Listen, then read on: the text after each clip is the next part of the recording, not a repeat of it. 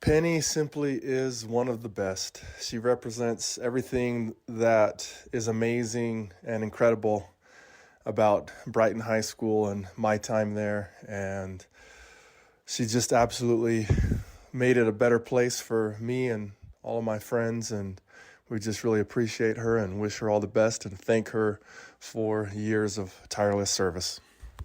Former NFL and Brigham Young University linebacker Brian Keel may be among the more prominent athletes to have great affection for Penny Peterson, but he's hardly the only one. Penny has worked at Brighton High for almost as long as the 52-year-old school has been in existence. In her 49 years with the Bengals, she has worn many hats. But it was a side hustle, a non-paying one, that endeared her to so many student athletes. That and her bright spirit, deep affection for teenagers, and desire to make Brighton into a welcoming haven for all who have called its halls, classrooms, and sports and arts venues home. So I have that big window. Mm-hmm. I love it when the kids go by and wave and smile and say hi. You know, some of them won't know my name and some of them don't. But anyway, that's the highlight of my day is when somebody smiles and waves. It makes you feel good. It makes them feel good. I'm Kirsten Stewart, and this is Connect Canyons.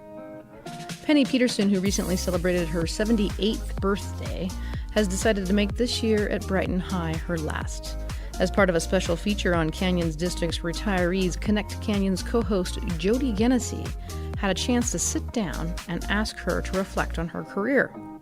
We connected with some of Penny's colleagues as well, and former students who refer to her as an institution, the real deal, and the sunshine at Brighton High. The unassuming Penny would never own up to such labels, but she does look back on the past half-century with fondness and pride. All the questions you were kind of interested in, so I literally made you a cheat sheet. Oh, sweet. Yeah. So, all right. But I need to tell you a story to make it all work out. So I thought Penny got her start at Brighton in 1972. Her youngest of three boys, all of whom would later graduate from Brighton, had just started first grade, and she was looking for a part-time job to fill her time. Though nervous at first, she soon found she really liked working with teenagers and had a special knack for it.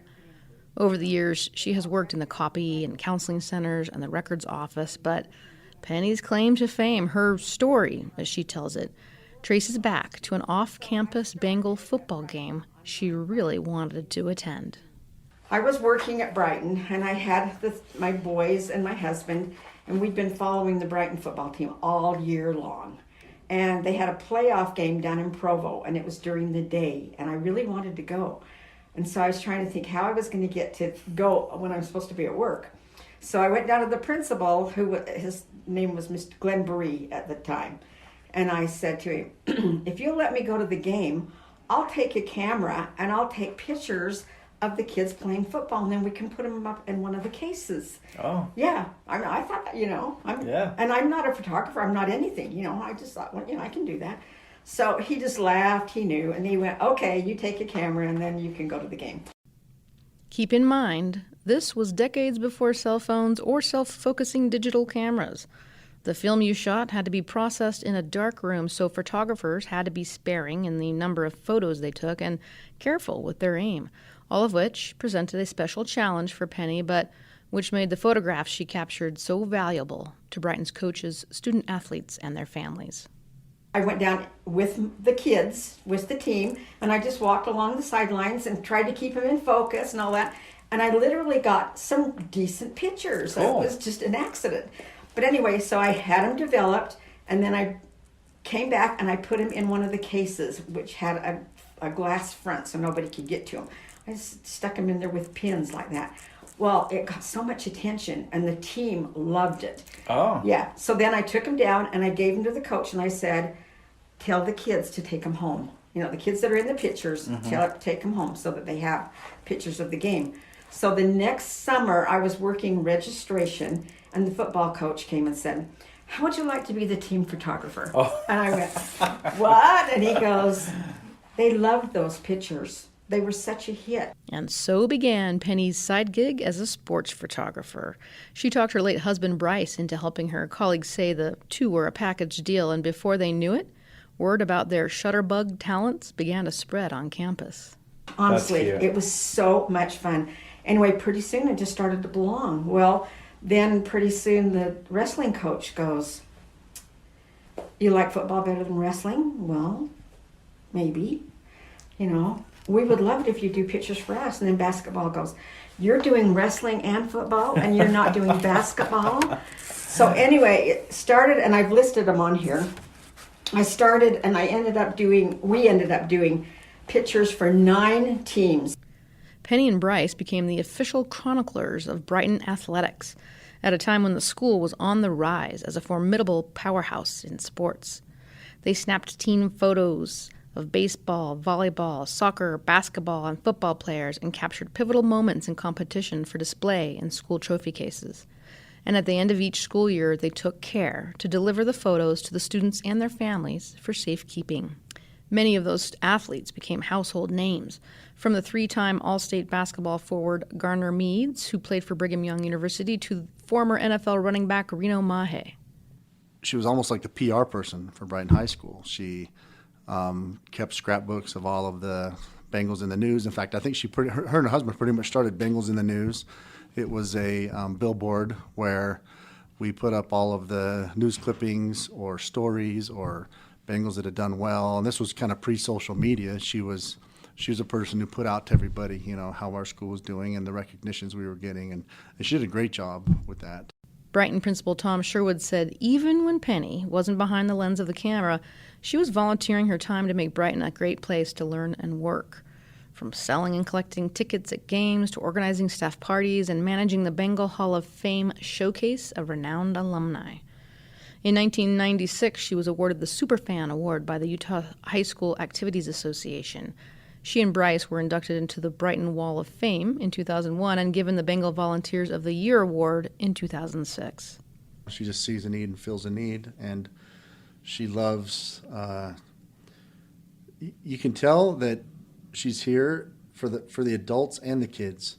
Like there's a certain type of adult that typically works in schools, and it's one of my favorite things about working in schools is it's other people who are here for the right reasons.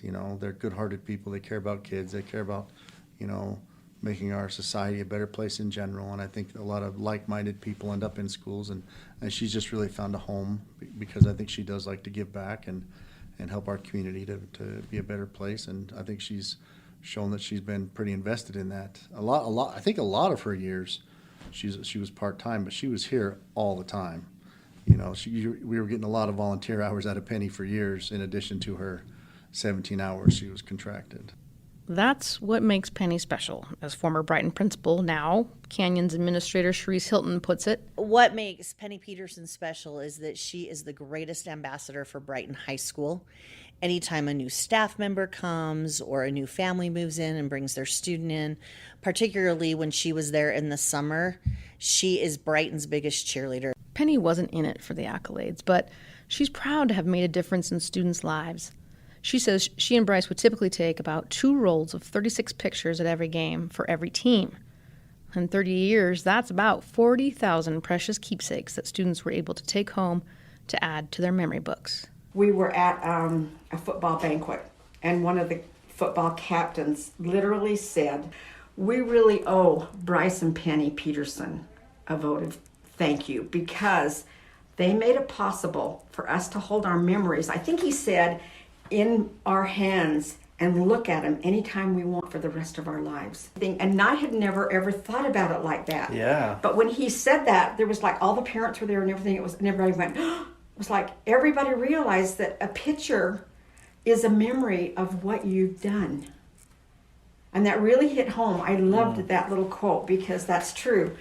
And then I've had fun experiences, like I saw one of the wrestlers years later, like in the mall, and he ran up and hugged me, and he said, it was fun with wrestling because we'd sit on the floor. There'd be 12 weights, and Bryce and I had our own chair on the floor, on the mat.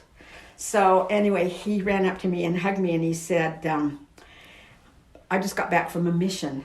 And he said, before I left, my mission president sent me a letter and said, bring something that shows who you are. And he goes, I want you to know I took my wrestling pictures. He said, that's who I am. I mean, you're doing it, you don't realize sometimes how much it means to somebody to be recognized for something that they've done. So anyway, when you asked me, I've been here, this is my 49th year.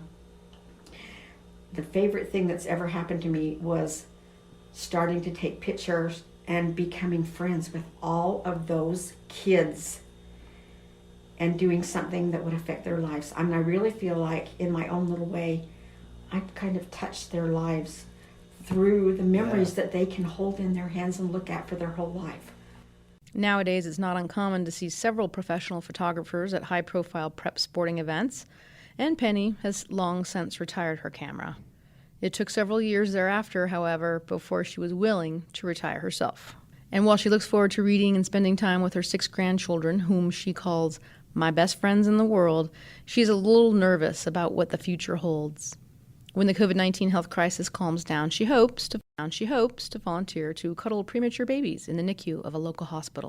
If not, then maybe I'll go to one of the elementary schools or something and make copies for the teachers. I don't know. Oh, yeah. I'll need to find something because I do have a need to be busy. Colleagues, including Jan Moncoeur, who has worked at Brighton as a teacher and diploma specialist, can't imagine the school without Penny. She's here in the morning. She brings the sunshine to everybody, her smile, and I love how she sits right there and there's a glass window and the kids can see her. And when she goes home at night, she's back again. Never misses. She's just always the love of our life. It's possible, though, if you look into the Bengals stands at a soccer or lacrosse game, you'll still see Penny cheering for her home team. And chances are you'll run into someone whose life was made better because she was part of it. People like Denny Crockett, a former student and coach at Brighton, who offers these words of farewell. I cannot think of many people that have had the tremendous impact for good that you have had on the lives of hundreds, if not thousands, of young people and those that you've worked with at Brighton High School. From the bottom of their hearts and from my heart, thank you. Enjoy retirement. It is well deserved. We will miss you. We love you. And thank you.